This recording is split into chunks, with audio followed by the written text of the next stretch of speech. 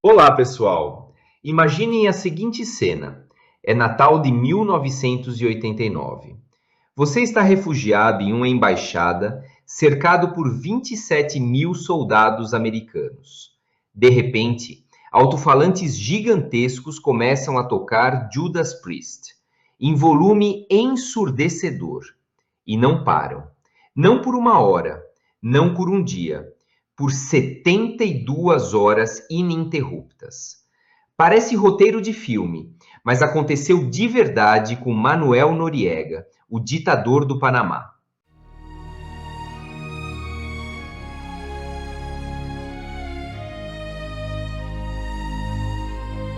Agora, avancem comigo para 2026, praticamente 37 anos depois. Os Estados Unidos voltam a agir na América Latina, mas dessa vez na Venezuela. E não trouxeram guitarras distorcidas. Trouxeram 150 aeronaves de guerra. Hoje vamos conectar esses dois momentos explosivos da história recente e entender como a geopolítica americana evoluiu. Ou será que só mudou de trilha sonora? Para entender essas duas operações militares, precisamos voltar um pouco no tempo. Bem mais, na verdade, até 1823. Naquele ano, o presidente americano James Monroe anunciou ao Congresso uma doutrina que moldaria as relações internacionais pelos próximos 2 séculos, a famosa doutrina Monroe.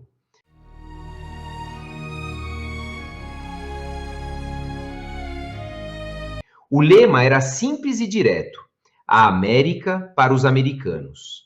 Na prática, Monroe estava avisando as potências europeias, especialmente Espanha, França e Inglaterra, que qualquer tentativa de recolonização ou interferência nas Américas seria vista como um ato hostil aos Estados Unidos.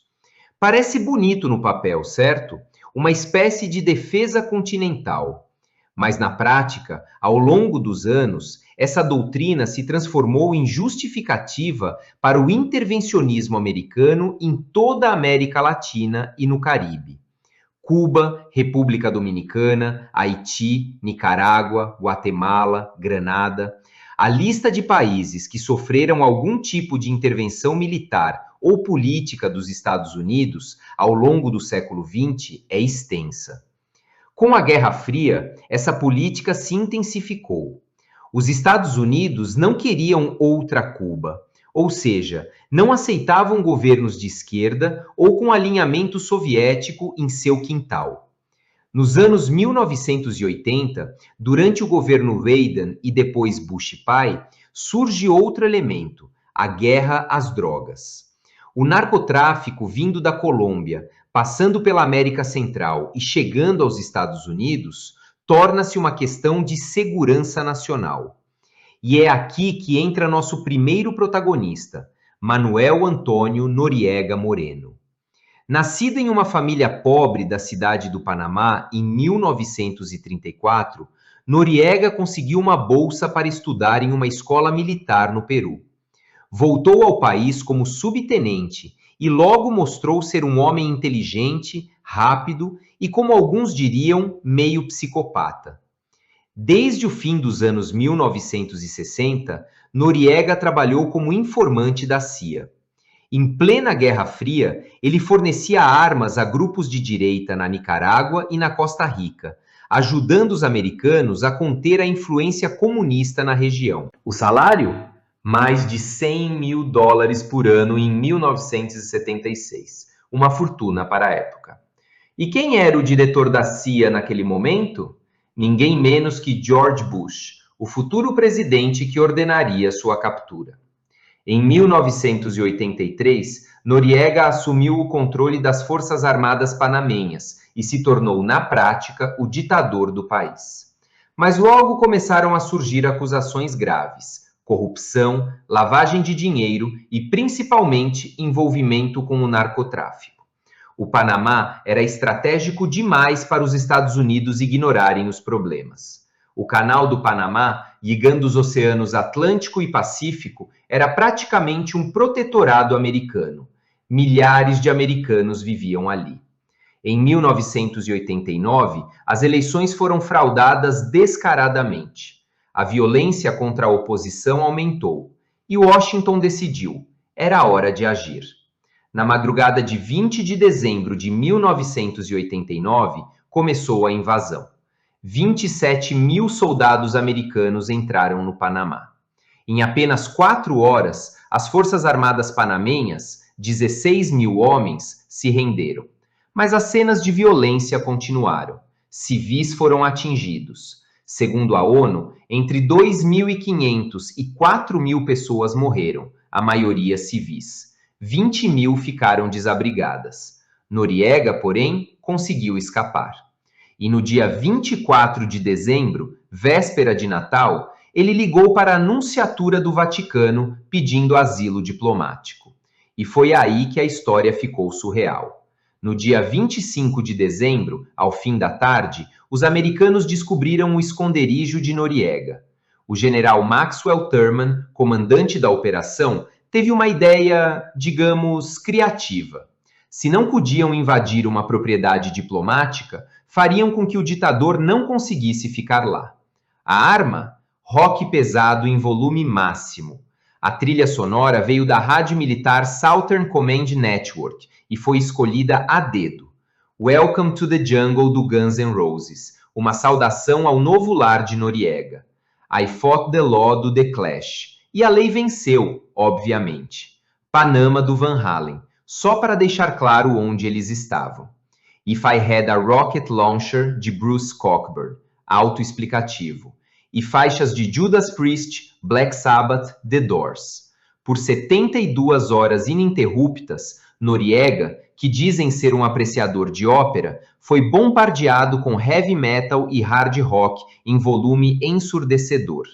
Dom Joseph Spiteri, que estava na Nunciatura naqueles dias, lembrou anos depois: não me parece que ele gostasse daquela música. Uma declaração diplomática impecável. A estratégia repercutiu muito mal na imprensa americana. O Vaticano protestou formalmente e no dia 28 de dezembro, Bush mandou desligar os alto-falantes. Mas o estrago estava feito.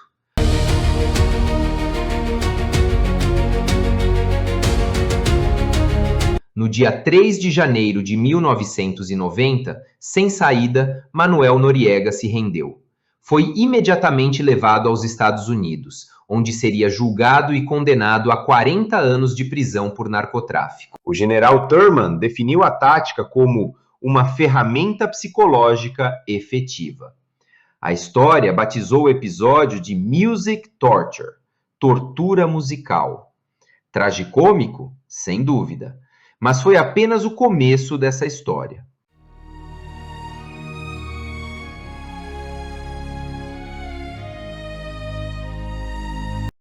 Agora vamos avançar no tempo.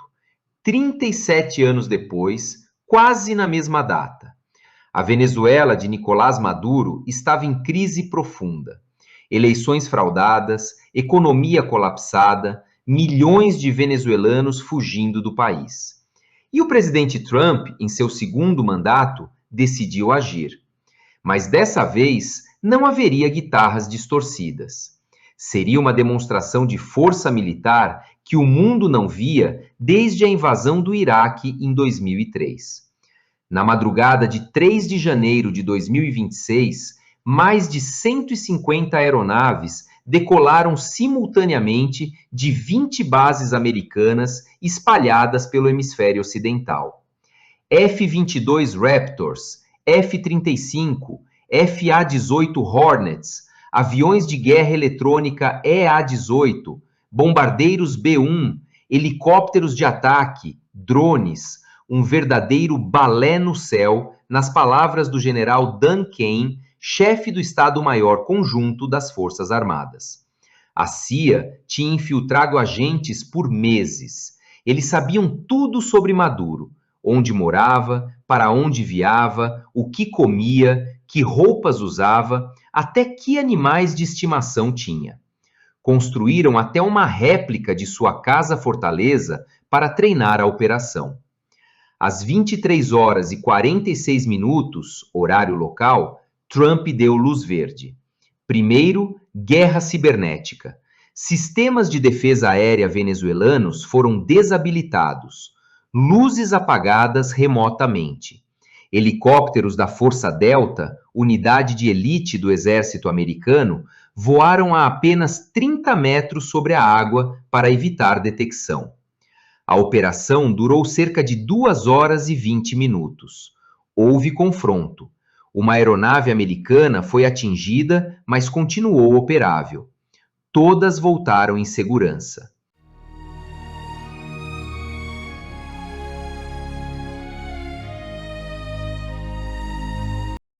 Às 3h29 da manhã, Maduro e sua esposa Cília Flores foram capturados e levados ao porta-aviões USS Iwo Jima.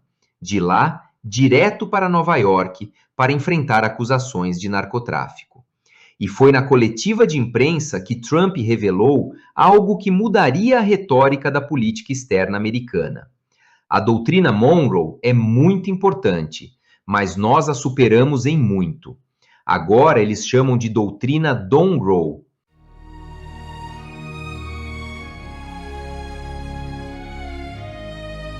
Um trocadilho que combina o nome de Donald Trump com a doutrina de James Monroe.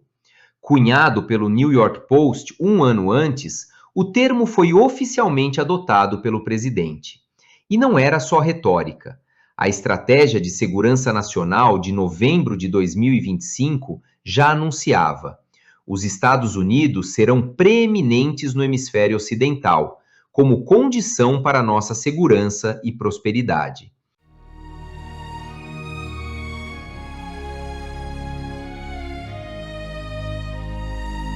Trump foi direto.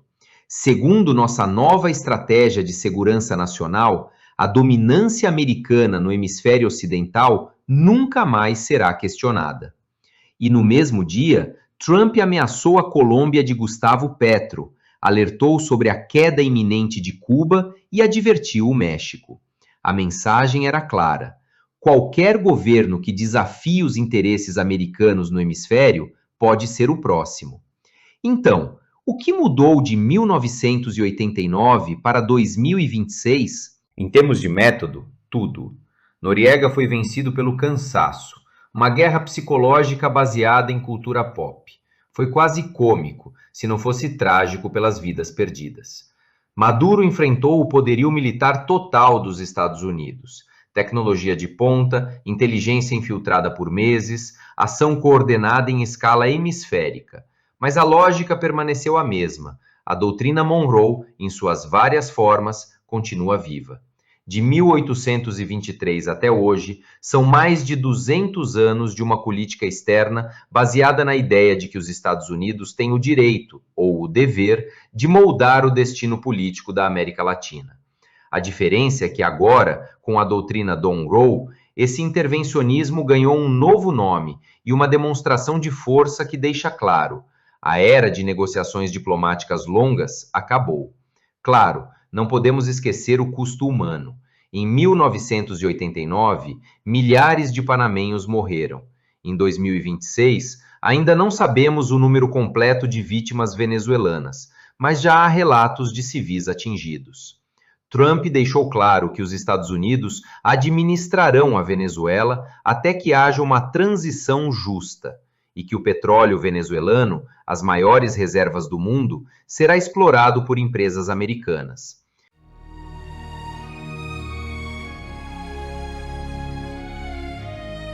Em 1989, os Estados Unidos usaram Judas Priest e Guns N' Roses para quebrar um ditador. Foi bizarro, foi tragicômico, mas funcionou.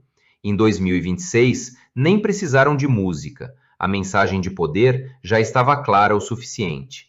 A pergunta que fica é: para onde vai essa escalada?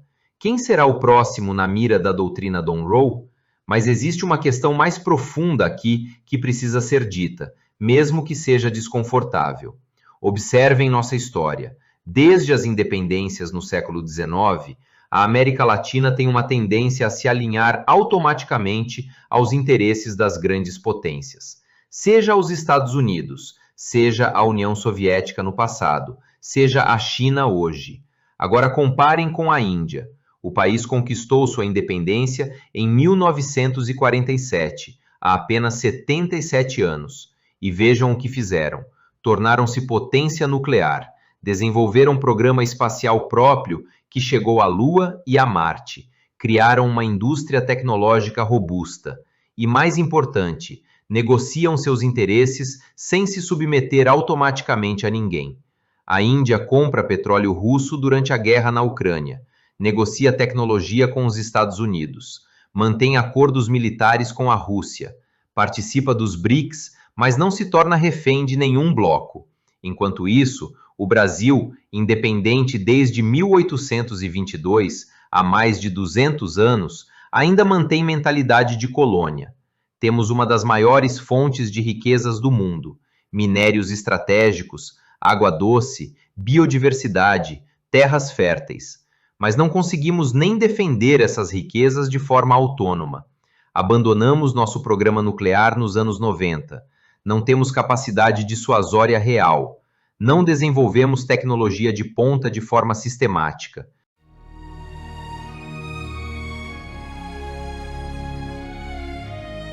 E aqui está a verdade dura.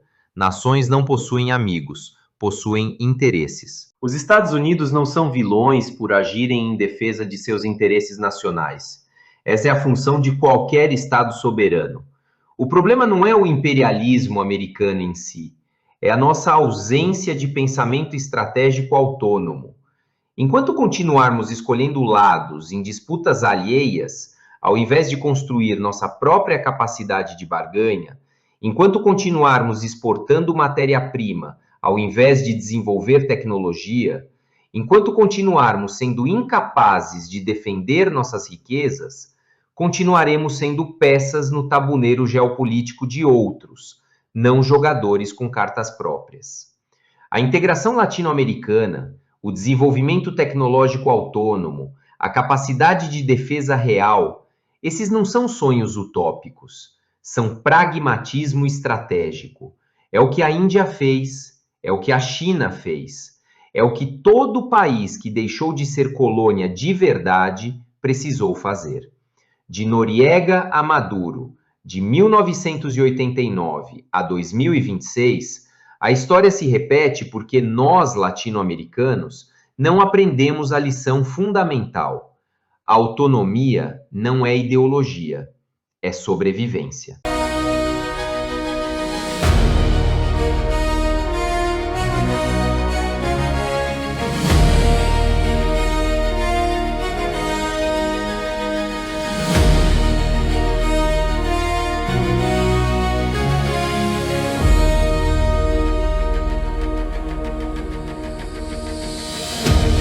Bom, pessoal, então chegamos ao fim de mais uma aula aqui do nosso canal. Eu espero muito que vocês tenham gostado. E se vocês gostarem, eu peço que se inscrevam no meu canal, ativando o sininho para receber as notificações e também deixando o seu like e comentários, para que esse vídeo ganhe relevância junto à plataforma do YouTube. Bom, pessoal, eu aguardo vocês na nossa próxima aula. Até breve!